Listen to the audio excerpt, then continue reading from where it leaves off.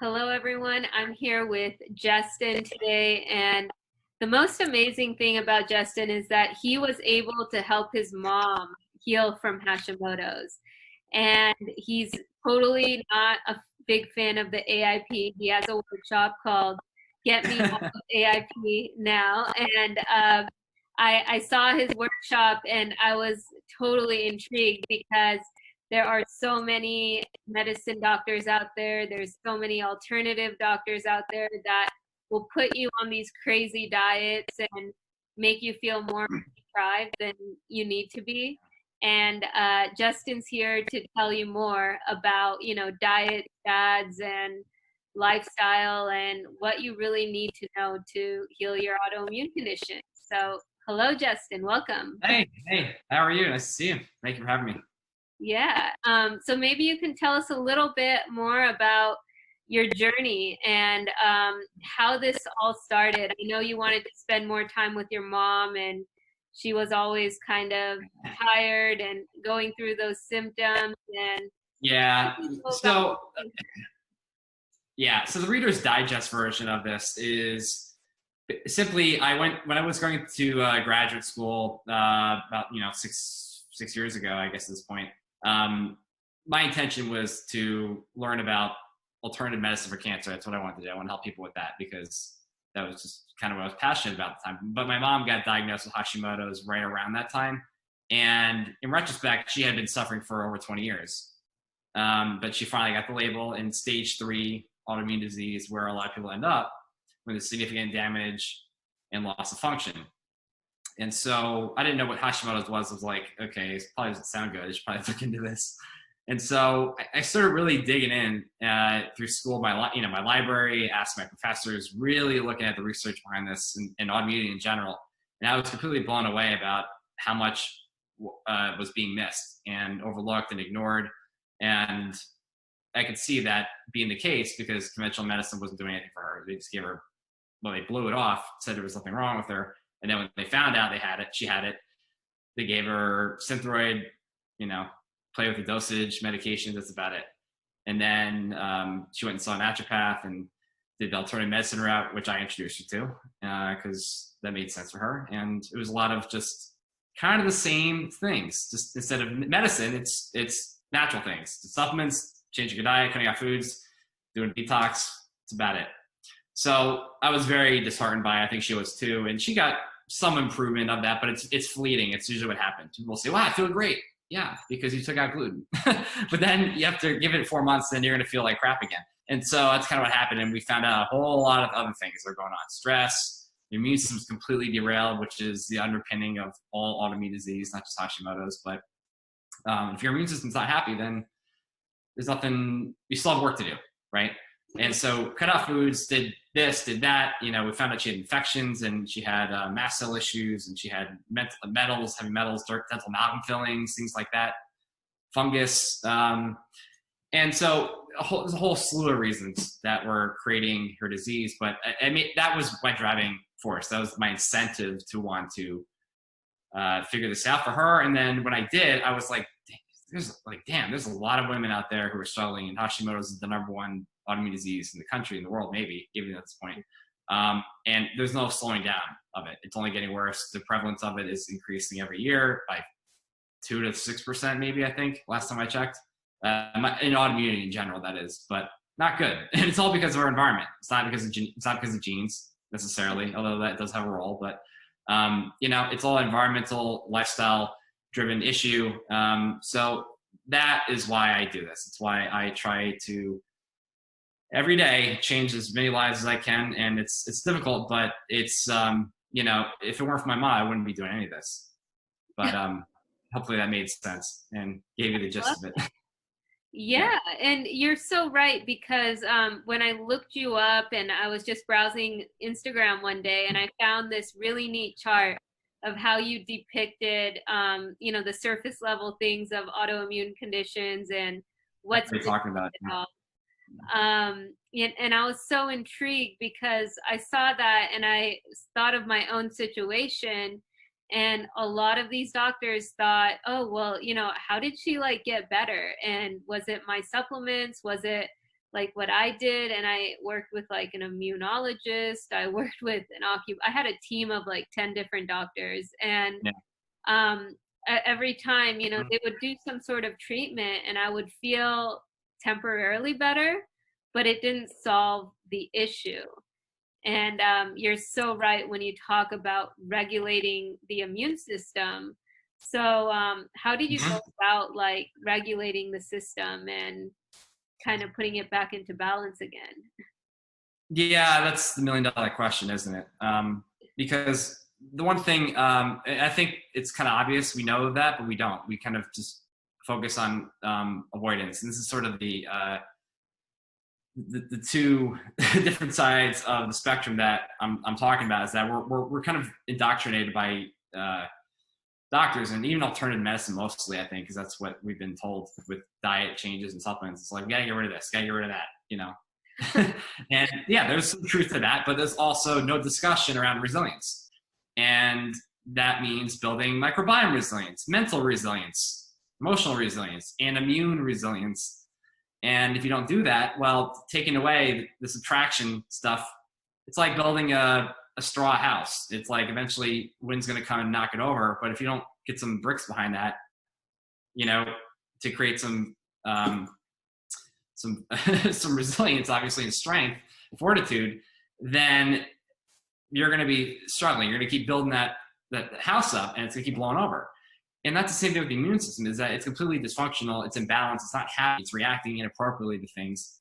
There's what we call loss of tolerance, which simply just means your immune system is responding inappropriately to things that are coming through the system, whether it's food or metals or pathogens, or, like, that's not really supposed to happen. So yeah, there's genetic susceptibility that happens with that. That's pretty much the case. But here's the deal. I could have the genes for Hashimoto's. I don't know. I didn't do HLA typing. I don't really care to. But if I live in a way that supports my health and do all the right things and I take preventative measures, then I won't get it. That's really the bottom line. I think the functional medicine sort of phrase that goes around is like the genetics loads the gun and the environment pulls the trigger, which is pretty much true. So my gun can be loaded the whole time, but if it doesn't fire, then I'm fine. I'm not going to have an autoimmune disease. So the same can happen with you or me or anyone else out there who has the genes for autoimmunity. But even in the case of remission, when you get to remission, it's the same sort of concept. It's like the gun is loaded. It could fire at any point in time when it's in remission, but it's your job and really you're through working with somebody or figuring out on your own, I guess, what you need to do to make sure that gun doesn't fire in order to stay in a state of normalcy and a higher quality of life, right? That's so true. And a lot of people know I've had 3 autoimmune conditions. And the funny thing is, I didn't even know about the AIP diet through any of them. I knew about getting rid of gluten, Yeah. but like, I generally just had my, I followed like a balanced diet, and I lived my life. I traveled to 34 countries. And I mean, it wasn't, a lot of these people that restrict themselves, I think they put so much stress on their own bodies that they don't even realize by restricting themselves, and like, as you said, building resilience. I mean, everyone has viruses, everyone has infections, all these things are in every human's body. How can you really like think about getting rid of these things one by one? I mean, it's not even realistic. It's not. It's about, as the way I describe it to clients, it's like, Epstein-Barr, for example, it doesn't go away. You have herpes, herpes virus, all herpes viruses are with you forever. We all have them. I have them, but it's not an issue if you leave it alone. It's like signing a peace treaty. It's like, okay, you leave me alone, I leave you alone, right? We live in harmony together. Everyone's, sing kumbaya. Like, that's the way it has to be. And if you do that, then you'll be fine and it won't be an issue. But trying to like obliterate it, find a quick thing to get rid of this or that is unhelpful. And like you said, the stress from that striving mentality is actually what's reinforcing and exacerbating the autoimmune disease, because the immune system is getting fired up. So how do you help women build immune resilience? Well, that's why I run the Get Me Off AP workshop, which is centered around building immune resiliency and how to do that. It's not necessarily a matter of expanding your diet. I title it that because that's a big catchy term, I think. I think that's my intention, because a lot of people are on the AP diet and restricting really a lot of foods. And that's, yeah, it can be helpful. My mom was on AP for a short period of time. But what I always say is that if you have to be on that diet, or a restrictive diet for that matter, not just AIP, for some extended period of time, and you reintroduce foods and you still have flare-ups, or you have symptoms, you're intolerant to those foods, you react to them, you have brain fog, you have bloating, you have all these gut issues, migraines, maybe headaches, then it means you have work to do. It means you still have an unhappy immune system. So the whole intention of this workshop is to teach you how to build immune resilience with, natural lifestyle things. That's the bottom line. That can actually do that. And that's because we can do that. And the research is there to show that. And when we do that, then we are then able to become, I could say we are then able to handle foods. And not to say we're going to be able to react, I would say be able to eat anything we want and be okay with it. Gluten is usually an issue regardless for life. Dairy is a close second, but anything beyond that, it depends. It's like we can start to reintroduce foods and be okay with it. And if we start to do that, then we start to become, we're not having any adverse reactions to it. That's a sign that your immune system is getting back in balance. But however, food is not the only sort of marker to prove that and show that. It's also symptoms and also lab results and how you're feeling there or looking there. So, but the general concept here is really looking at lifestyle changes and factors, that we need to, that a lot of us know, I think, and some of them are like sleep, of course, and exercise and stress and management and how that looks. And yeah, that might be familiar for a lot of people, but the devil's really in the details, because it's all relative to you and what your issues are. A lot of people can't sleep. They have insomnia. They can't stay asleep. So why is that? It's not like you take melatonin and that's it. You fixed it. No, that's not how it works. So it's all a matter of figuring out what's creating those imbalances with sleep, stress, and exercise, and what's working for you, and other things as well.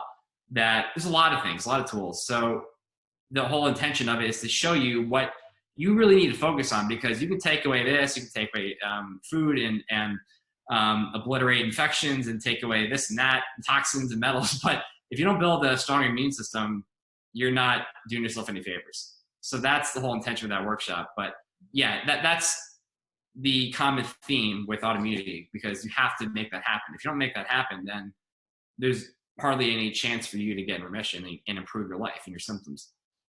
That's so true. And I think, what I really loved about you is that you also help women with eating disorders. And it kind of took me back to my own journey, because when I had my second, autoimmune hemolytic anemia, right before that, I was on this, something my mentor called the big fat diet, which I would eat very little and I would work out a lot, and basically on the verge of anorexia. And at that time, I had a dysfunctional family. I had dysfunctional, high school experience, and I thought the only thing I could control in my life was my weight.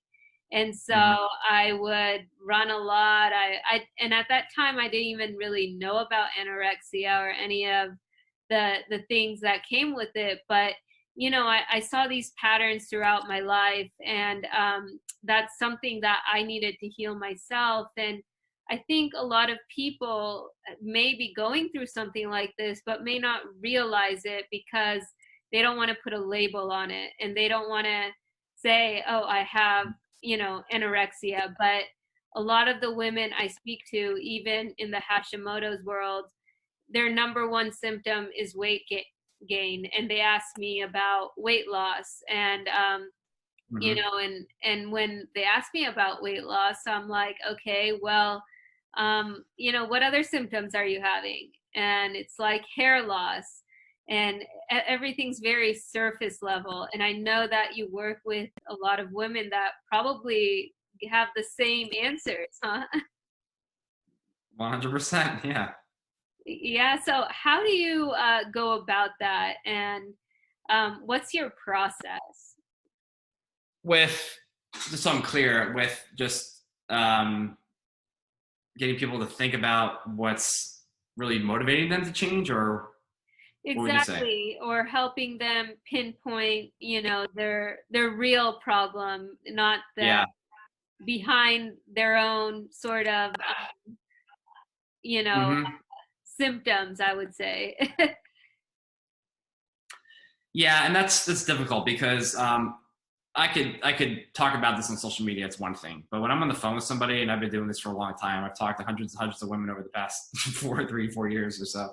Um, the whole idea is to help them see, like, okay, you have these issues, you have this dream, you have these results that you want, but really, why do you want that? Why do you want more confidence? Why do you want mental clarity? Why do you want more energy? Why do you want to feel confident or comfortable in your own skin? Yeah, you want more energy, you want to feel comfortable in your skin, you want to lose weight. Like, I know those are the biggest outcomes people want. But why is that? It's not for vanity. Yeah, we all want to feel good. There's nothing wrong with there's no shame in that. Like, feeling good and confident in your clothes is great. But that's not really why you want to do this. It's really a stepping stone for something greater. If we really, really sit in silence and be introspective for a minute, we can almost probably figure that out at some point. And that's really my encouragement to anybody watching this, and to anyone I talk to, is to sit with that, because there's something there. It might be to and really, that's the whole idea of, turning your pain to purpose and meaning, and finding the meaning in this, the significance of your disease. Pain is your teacher, unless it's your opportunity. It's an opportunity to learn about how you got here, because there's a reason for that, and it's also an opportunity to learn what this can do for you and show you the way to a greater destination that can empower others, help others. But really, it's really, I think wholeheartedly, it's doing this to help others in some way, whatever that is, because I know that's why I do this. To some degree, because I, just to kind of quickly go through this to show you my point. My mom was the biggest reason for why I did this, but I went through, I'm 33. I went through a decade of hardship and pain with relationships, and a lot of grief, a lot of anger, resentment, guilt, and things that I no longer want other people to go through. And I mean, that's part of life, but to help people, show them the way to how to mend those wounds, because I didn't know how to do it for myself. And so my way of getting what I want was giving others what they need. And that's very, very much true in the eating disorder world, because a lot of people with those disorders, eating disorders, disordered eating, whatever you want to call it, they have a history of trauma and pain and abuse and emotional neglect, and a whole slew of things, trauma related, we could say, which is basically what it is. And so that's I'm digressing, but like, that's what I think we really want to explore, because when we see that, then that can also be a driving force for why we want to do something anyway, is looking at our pain and trauma and stress and things that kind of derailed our health and life, and see how we can turn that and find a way to serve others. And I think that's what we ultimately want to do. We're not really here for ourselves. I mean, we're here to serve others in some way or another. We may not know what that is, and that's, the whole idea of, like, you create your path, the purpose. I think we can. You can disagree with me on that, but I think we create and choose why we're here and what we want to do. And that's not anything you can really, I guess, come up with in 5 minutes. You got to sit with it enough and in silence, and the insight will eventually arrive. But my whole point is that weight loss is not really it's a surface level outcome that we want. It's not the primary reason, I think, because if we think about it long enough, it's probably because we want to be better at our job, and to help other people in that way, maybe, whatever that is, or to serve our kids, to show up for them and be amazing role models. Or maybe it's like you want to go travel the world and teach English to other kids in other countries, or you want to start a nonprofit. I don't know, just random things like that. But that's, if you can figure out what that is, I think we move past this sort of surface level vanity. I don't know what I'm going to call it. It's not a great way of saying it, but like these surface level outcomes that we want. There's nothing wrong with having more energy and wanting to lose weight, but it's really a stepping stone, like I said, a foundation, a prerequisite, I think, for something else, if that makes sense. Absolutely. And you know, when I was younger and I had all these different conditions, my body would just hold on to inflammation, and no matter like what I did, and a lot of people would judge me. They thought I Mhm. looked pregnant, or they thought, you know, like I looked you know, ugly at the time. And in my thoughts I was like, well, how can someone with such a big heart be treated this way? And it motivated me to, like I said, you know what, I'm going to get into the best shape of my life, and that way I'm not going to be judged. And then I had this autoimmune condition, and also sucked the joy out of my life. So you know, I had realized that, hey, like this is who cares if you're judged, who cares if people can't look deeper than the surface level when it comes to seeing who you are for who you are, you know. And I Yeah. think that's the problem with the world and the society we live in, is that people are unable to see each other for who they really are. And that's why there's a need for even women to want to, you know, look more attractive, or, you know, lose weight and get in shape and whatever it may be. Mhm. If you agree, or Oh, yeah, 100%. Yeah, that's exactly right. Yeah. yeah. And I think, you know, I mean, when it comes to like diets, like you're a big proponent for flexible dieting. I know you've written a book about it, but a lot of women who have these conditions would probably not agree to that. They would say, oh well, these foods cause bloating, or these foods cause, like, you know, it's like they cause like different effects in their gut, and they cause gas, whatever. So how do you go about like the flexible dieting? Well, just to be clear, I'm not necessarily a proponent of it. I'm also not anti-flexible dieting. I wrote it because of my experience with working with a lot of women who were in the fitness industry. That's what I did most before I did autoimmunity. Was I worked with a lot of women in the young 20s, late teens, even who did competitions and you know, just wanted to lose weight, but they had a lot of issues: disordered eating, amenorrhea, menstrual cycle issues, and gut issues, trauma, stress, like that. So anyway, flexible dieting is a means to an end. It's a tool, but it gets abused, and so that's why I wrote a book called um, in fact, it's right here. The flexible dieting disaster. And so this whole idea is to show you really why flexible dieting can be an issue. And when we talk about autoimmunity, it's very different. And not it's they're basically two conflicting ideas, I think, because meaning the AIP diet or whatever diet you're on versus flexible dieting, because you really can't be eating whatever you want. I mean, the food sensitivities are not always an issue for people, but most of the time they are. So you really have to honor that and avoid the foods that are provoking and irritating the immune system. There's a study that came out last week. I read, at least I read it last week. That said keto was, everyone's getting really excited now. The keto was an effective tool to reduce certain T cells that are active in all the Th17 cells, in case you want to know, that activate the immune system, or that are involved in the autoimmune attack against your tissue.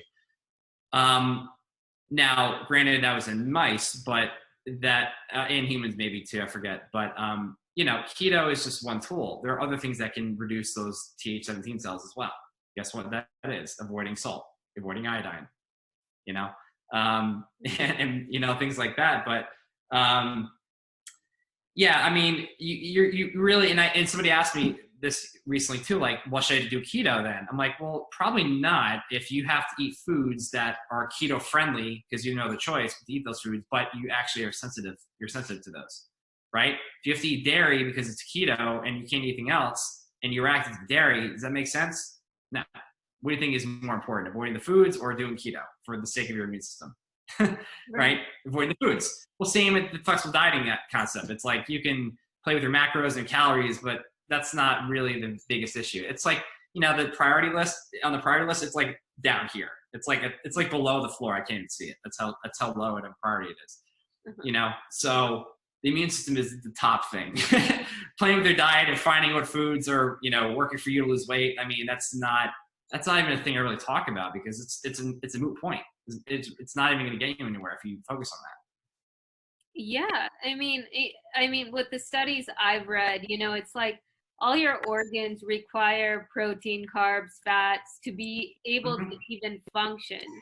So when you start restricting yourself from all these different nutrients that are needed for your body to even work, and then you feel constipated, it's kind of like, okay, well, your liver can't work without carbs and without protein. So how do you expect your body to like digest and break down the food when you're not giving it what it even needs? Yeah, no, for sure. I mean, that's very true. The other downside with Hashimoto's, at least in this context, is people naturally have low stomach acid and enzyme output and bile sometimes even.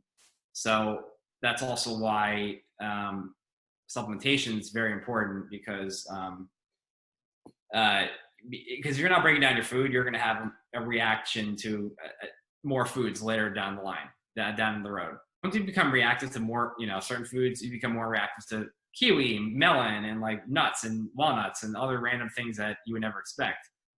It's because if you're not breaking down your food, it gets into the blood as this big molecule or you know, a compound that your immune system is like, what the hell is this? And then that's how you become reactive to that. So yeah, I mean, it's important to, you know, diversify your food, but also be aware of like your ability to digest and absorb and assimilate food, because that's going to be an issue. So do you help women actually fix their gut and fix their immune system, or do you how do you help Well, in that area? yeah, I mean, the gut's a big focus, isn't Yeah. it? Yeah. Not only in science, but also just with like people who are savvy and knowledgeable about immunity, because it's like leaky gut this, leaky gut that, you know? And let me just tell you this, do we forget that there's also a potential leaky brain that we can have? A leaky nasopharynx barrier, leaky lungs. Yeah, those are all real things that happen too. And people don't even realize they have a leaky brain, but we don't even talk about it. We give it no thought. So not everything's in the gut. I know a lot of it is because the immune system is like primarily in the gut, like 75% of it or so is in the gut. And the microbiome, the gut bugs in your stomach, obviously, or your GI tract, they are right on the other side of the wall communicating with them. So your gut health and your microbiome has everything to do, has a huge part, I wouldn't say everything, has a huge part in regulating your immune system. So yeah, that's definitely an area we got to focus on. But there are other things we can do to balance your microbiome, and also other things we can do independent of the microbiome to work on and balancing your immune system, if that makes sense. So, but here's the thing, not everybody has a gut issue. A lot of people do, but I can tell you that there are people that have systemic autoimmune diseases, right? You have like organ-specific diseases like Hashimoto's, Graves, MS, rheumatoid arthritis, psoriasis, right? But like, well, maybe not psoriasis actually, but you know, there are diseases like lupus, scleroderma, antiphospholipid syndrome. They attack DNA, they attack multiple tissues in the body. Because guess what? Your muscle tissue, your joints, your collagen, cartilage, that's everywhere. So a lot of times they don't have leaky gut. You know, so they have other issues, but it's not necessarily leaky gut. So what I'm saying is that leaky gut is not required to have an autoimmune disease, nor is it required to have food sensitivities either. I don't know if that even answers your question. I just want to throw that in there because there's a huge belief and misconception around that, thinking that everyone's got leaky gut. I'm like, no. And that's why you might be wasting your time and money taking bone broth and collagen all day, every day.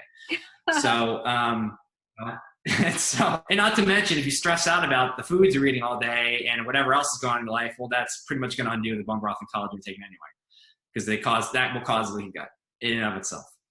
So anyway, it's not funny, but I get, you know, it's just, it amuses me sometimes because it's, I mean, a lot of us have this have been taught to believe this from alternative medicine, but it's not really true. Now, yeah. So anyway, the bottom line is that the gut and the immune system are definitely connected, but it's not all about the gut bugs and the gut health. Not everybody has a gut issue, but yeah, probably most people do in my experience. I see. So was this the approach that you took for your mom to help her heal? Yeah, one of them. Yeah, definitely had gut issues for sure. She was under stress since I was born. So it's going to create a lot of issues in her gut and even in her brain. She had migraines since I was like 5 years old. And she went to every neurologist she's from New Jersey. I'm from New Jersey originally. And she went to Philadelphia, New York, Pennsylvania, everywhere. And all the neurologists were like, yeah, you're fine. MRIs are normal. Like, well, yeah, you know why? Because there was no significant damage, but she was dealing with brain autoimmunity. And that's what most people are dealing with. They don't realize it. Hence leaky brain. I'm not trying to freak you out. It's not like, the end of the world, but be aware of that. But Hashimoto's, like, for example, is not an isolated thyroid issue. It's a whole body systemic disease. It actually affects everything, including the Yeah. brain. And people don't realize they have secondary autoimmune diseases that come following after that, because you have a 50% chance of getting another disease after you have Hashimoto's. So if you don't get under control of lifestyle. So brain autoimmunity is usually a follow-up that happens. It turns into, vertigo. People have vertigo, balance issues. Yeah, your cerebellum is often is under attack. You have antibodies getting made against that. T cells are attacking that. So I'm not sure how we got in that direction, but that's the whole idea, is that there are other diseases that kind of happen because that's what happens when your immune system is really dysregulated. But my mom. So my mom basically, she was spinning her wheels for a long time because no one could figure out. I mean, she probably was dealing with brain autoimmunity. We didn't check her antibodies, but I can tell because she's had migraines anymore because we got her disease under control. That's how you know. Yeah. Well, like a lot of women who have Hashimoto's, they have brain fog. They feel tired all the time. And, I mean, even in the brain, like your pituitary gland has to produce the TSH that, then, turns into the thyroid hormone. So that happens in the brain, right? And like Yeah. nobody ever checks into that. They go straight to the thyroid. Yeah, no, very true. I mean, that's brain fog is a big issue. Memory issues, forgetfulness, right? And migraines, things like vertigo. But that doesn't always mean it's a brain autoimmune issue. Having low thyroid hormone in and of itself can create those issues and symptoms in general. So it's not an either or thing. It's usually both, maybe, but it can be one or the other. Uh-huh. So are you still like helping your mom? Is she like fully recovered now, or? Yeah, she definitely has been. I'll be real honest with you. And this is just speaking the truth about what happens even when you get better in remission. Flare-ups will happen. You might get better in remission, and I can probably tell you that you will experience a flare-up, and probably more than once. Not because I want you to, I want you to suffer, but because that's life. It's like you stressing out about being quarantined for another month, or like, the election and Trump being in office again. I don't know. Like you stressed out about this or that, or you get exposed to gluten. You're at a restaurant, or you have some wine, few too many glasses than you wanted to, or you get exposed to BPA and some mercury. I don't know, anything like that, infection, and maybe you get a flare. Okay, well, you got to deal with it. But the difference is that you've already taken the steps and measures to get it under control, meaning your immune system under control. So it probably won't take you very long to get back on track. So my mom had a dental procedure last summer and had some crowns, right? And I can't remember exactly what she had done, but basically the procedure created infection. And I think she had a crown put in, that's right. And felt awful like a few weeks right after that. She had mast cell issues, histamine issues, all these things came up. You know what happened? And we found out literally not too long ago, because it took a while to find a holistic dentist who actually, which by the way, go see a holistic dentist. They know what they're doing. They actually know the connection between infections and oral hygiene and how that relates to your gut and creates, that's a gateway to pathogens. Rheumatoid arthritis, P. gingivalis is a causative agent that can cause rheumatoid arthritis. So just as an example of how serious it can be. But, you know, she had this procedure done, had an infection in this crown, and that's why. She had a huge flare-up. And it created all these issues, and no one could figure it out because the dentist did a poor job.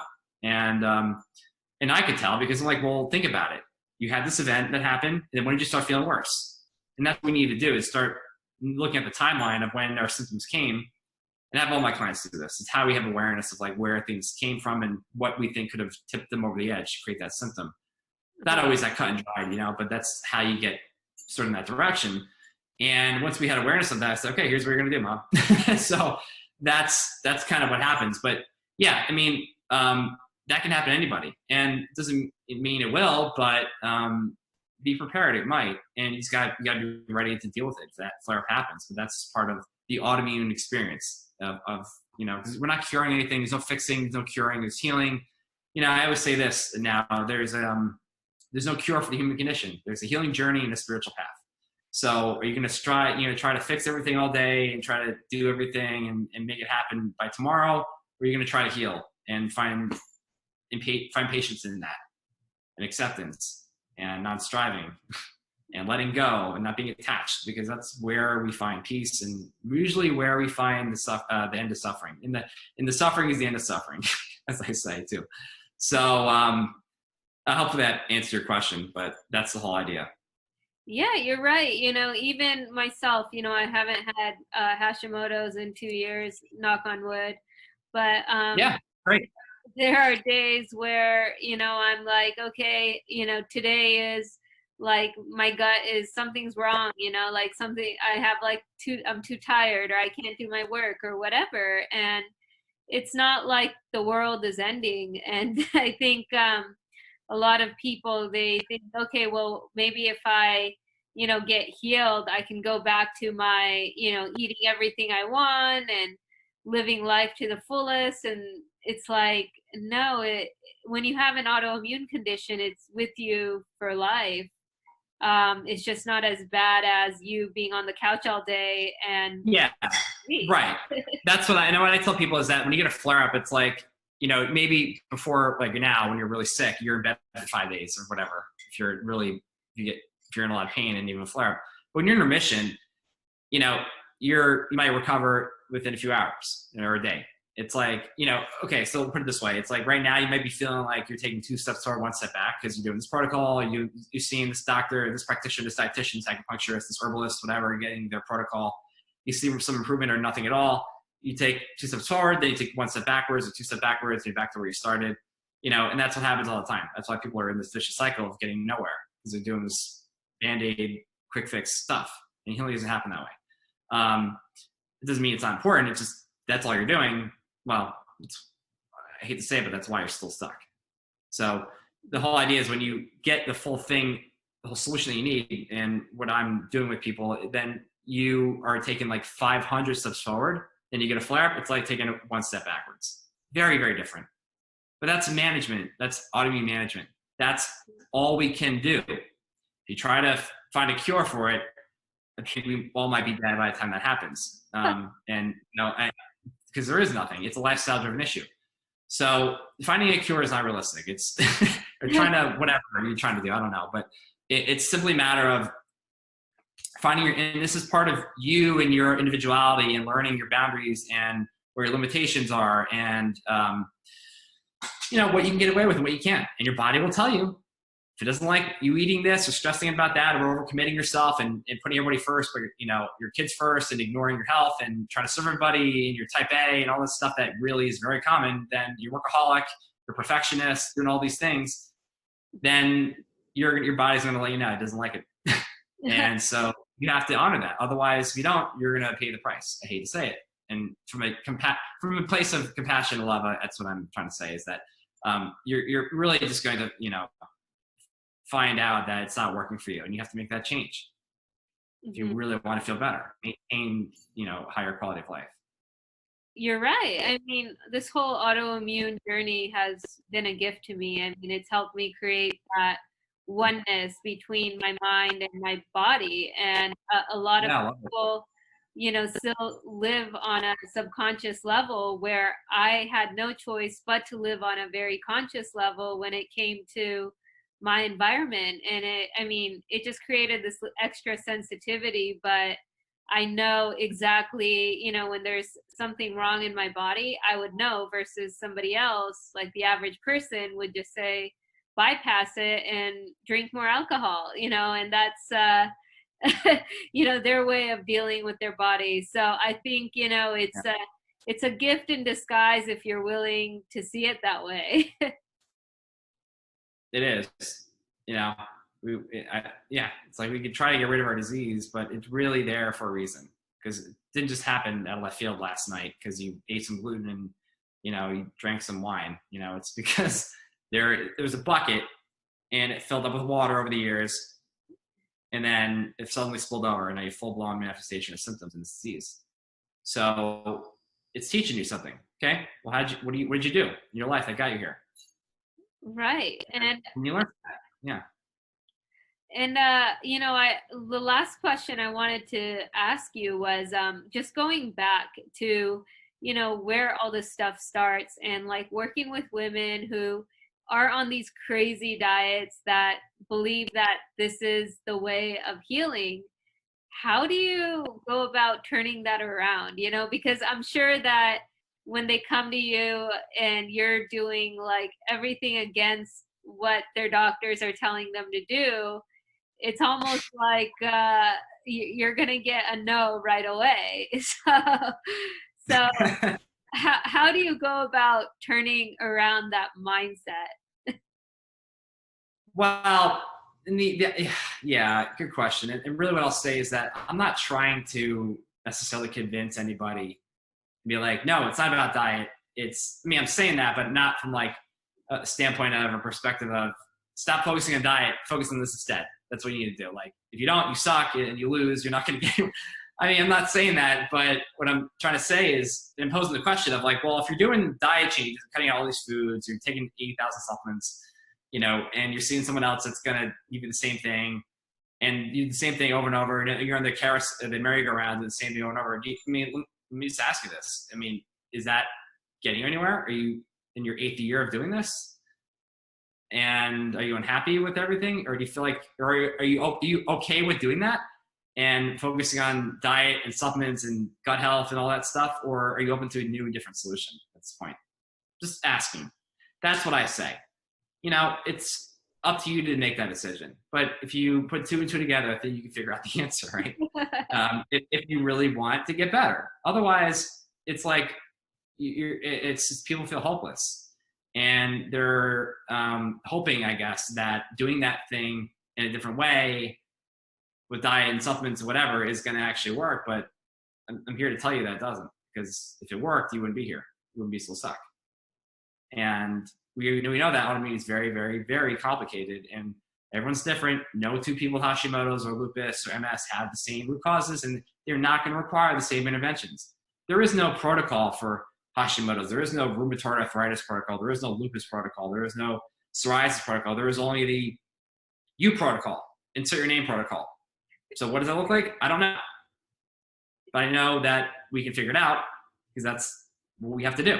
And that's not because I'm just like, I don't have the answers. No one has the answers. They don't know who you are. They don't know your history, your biography, and how you got here.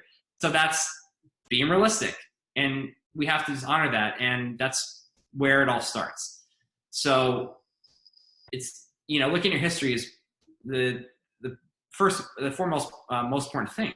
You can look at diet, and that matters for sure. But it's like, I literally say to my clients, like, diet and supplements like account for like 5% of what we're doing. Wow. Because this is how profound everything else is.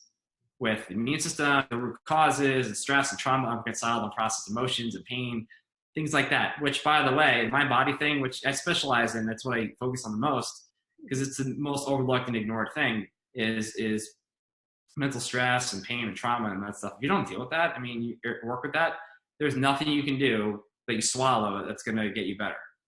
That stuff is literally going to overshadow all the attempts you make and all the temporary results you might get. Yeah. So that's how And that comes from experience, not just pulling that in my butt. You know, that's just really like what I found. Stress really is very, very impactful on the immune system and your healing. The challenge is that we don't realize it's there for us. We have to be like, yeah, I have a great life. I like my job. My husband's great. My kids are a little annoying, but it's okay. Like, okay, but is there actually deep-rooted pockets of pain related to shame and unworthiness? Were you molested when you were 8 years old? Are you still dealing with rejection when you were in high school with some friends? I've heard it all. And those are all things that literally they shape the way your biology works and your nervous system and your immune system. It's just very low grade stuff, and we don't realize how much that's impacting and really connected to our physiology. So anyway, I'm just rambling, but hopefully you get the idea. That's so true, and I experienced that firsthand. With growing up on my own, I didn't really have like that mom and dad to support me. I never had a support system, so Yeah. it's like not having a support system and going through life on your own is traumatic in itself. But it was part of my healing journey, and I later found out it was because I was supposed to build my own tribe and my own so-called family, and that's why I had to be alone. But everyone has these sort of messages, and everyone has these sort of realizations if they're willing to do the deeper work, I think, that is involved, which beyond just seeing the disease for what it is. Yeah. But Mm-hmm. yeah, and I think everything you said is right on point. And the only thing is, like, I want to know, what are your 3 biggest takeaways for women who have Hashimoto's who are watching you today? 3 biggest takeaways. I may be repeating myself a little bit, but the first one would be that you cannot diet, supplement, and medicate your way out of autoimmune disease. Okay? Yeah. I'm not saying they don't matter. I'm saying you just can't do those things and call it a day. And I think you might agree if you've done those things and you're still where you are. Okay, so that's number 1. Number 2 is building resilience. I mean, that's so key. What are the intentions? Because if your intention is to really get rid of your disease, I need to get off my medications. I need to lose weight. I need to fix this. I need to resolve that. That's actually an additional hindrance that you're creating toward the results you want. And it's actually at the core, and really it's creating more suffering for yourself. That's sort of the paradox, is the striving, the need to fix everything, get rid of this, is pretty much keeping you stuck in the suffering. So it's not a matter of what we do. Yes, we need to cut out foods, and we need to do this, and heal the gut, and work on heavy metals and liver support, whatever. We need to do all those things, but what's the intention behind it?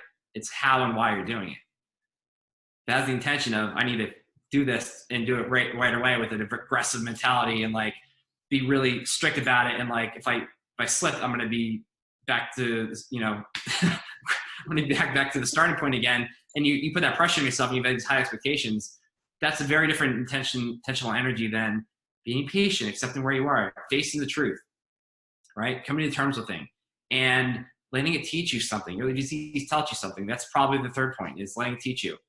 What can you learn from this? Because it's there for a reason. It's not there to ruin your life, although it might seem like that. All this stuff happens for a reason, and so maybe we should let that be the vehicle and let it teach us a thing or two. Let it be our salvation. Let it be our path to growth and healing. And that's the whole point, is that healing takes place when you stop trying to strive and fix everything, but face the truth and face it with compassion and wisdom, and having a different set of intentions behind it. And when you do those things, healing actually happens. So that's sort of the irony of it all. And maybe, I don't know if this is maybe the last one I'll just say is that you got to be a participant in this healing journey. And I say this because a lot of us are like, and I say this kind of facetiously, is like we kind of sit in a lounge chair drinking a Mai Tai in the sun, getting a tan. And we're like, okay, doc, like, let me know when you're done and you fix me. And healing doesn't work that way. It's your job to heal yourself. Right. Not my job. It's not doctor's job. It's not your job. Not my job. I'm not saying you have to do it alone, but if you put all the power into someone else and you completely give up your self-responsibility, then you pretty much get the lowest standard of care. And that's the whole idea, is like, reliance on someone else is not helpful. And we all do that. I've seen it over and over again. But there is a level of self-responsibility. The onus of healing is on you.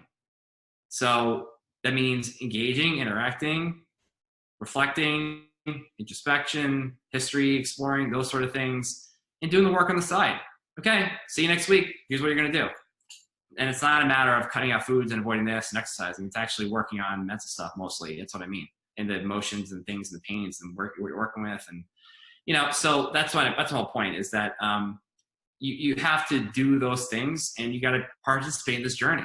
If you're not doing the work, you're not showing up 100% committed, and you're an action taker, then yeah, don't be surprised if you don't get results. Because I'm saying this because people ask me all the time, like, what's your success rate? Like, what's your success rate of getting good results? I'm like, yeah, 100%. If I know I can help you, because I can tell you I have from this experience and this client and that's this client, and you show up 100% for yourself. If you don't, then we're not going to be successful, neither you or me. So anyway, it's not all me or the practitioner or the doctor you're working with, and it's not all you. It's a two-way street, 50-50. Put your toe in the water with me. We're going to jump in the deep end together, hold hands.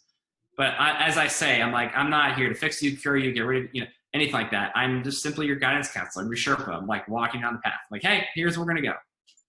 But eventually, when you're at a place where you're confident in your own and you know what to do, be like, all right, see you later. Send you a postcard. Let me know where you go. That's how it goes. It's like Yoda, right? Yoda teaches Luke Skywalker how to do this, be a Jedi. Same thing, except I'm not Yoda, And that's the whole idea, right? You have a mentor, a teacher. It teaches you things. Teaches you how to listen to the teacher inside of you, the teacher of your disease, I guess. And when you listen to that, then that's the path to healing, and that's how it happens. But it doesn't happen any other way. So anyway, hopefully that wrapped it up, made sense. That's so true. And I sort of experienced the same thing. Actually, my biggest teachers, I would say, were healers, and they gave me just clarity on my life that helped me sort of process everything. I had to analyze everything and then come to the realization of where this all started and what I needed to fix and how I could get rid of these patterns in my life that were causing these diseases to manifest. And a lot of it's tough because we want somebody to save us, and no one's here to save you. I hate to say it. You have to save yourself.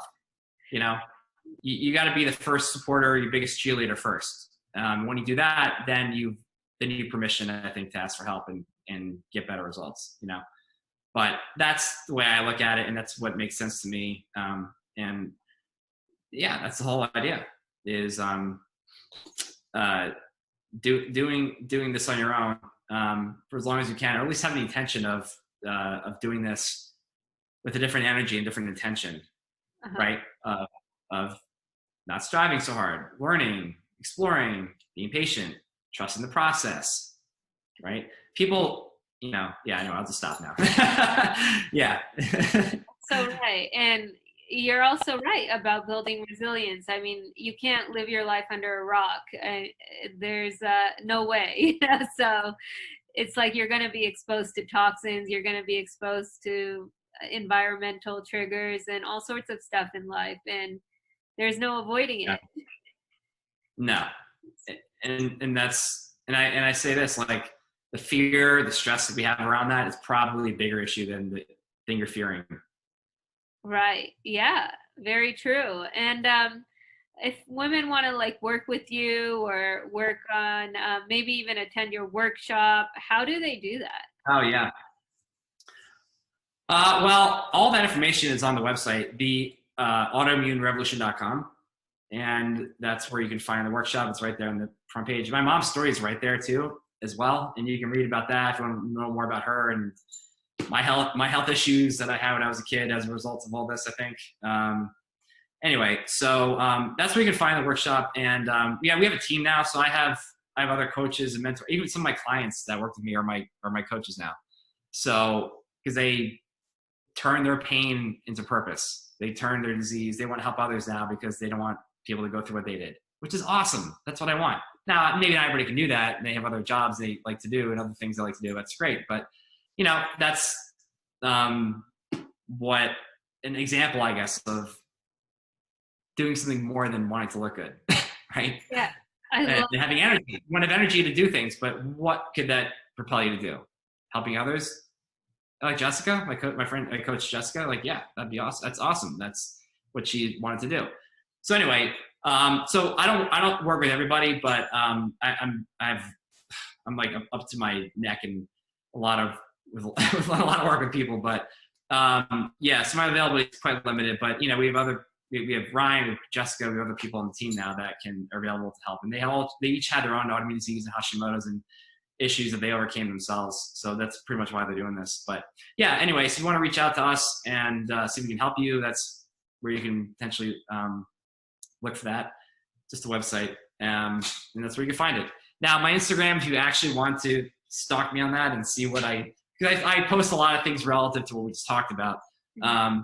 That is just my name, Justin I'm sorry, not Dash, Justin Janoska, Janoska, and that's it. Awesome. Well, thank you, Justin, for being here today and sharing all this amazing insight. And I know that you threw off a lot of the doctors like in the water and with everything you talked about. And I know that like a lot of people are addressing their diets and supplements and everything like that, but they're not addressing what you have really talked about and how to really overcome that. And if you want to learn more, go to the autoimmunerevolution.com. Thank you. Well, thank you.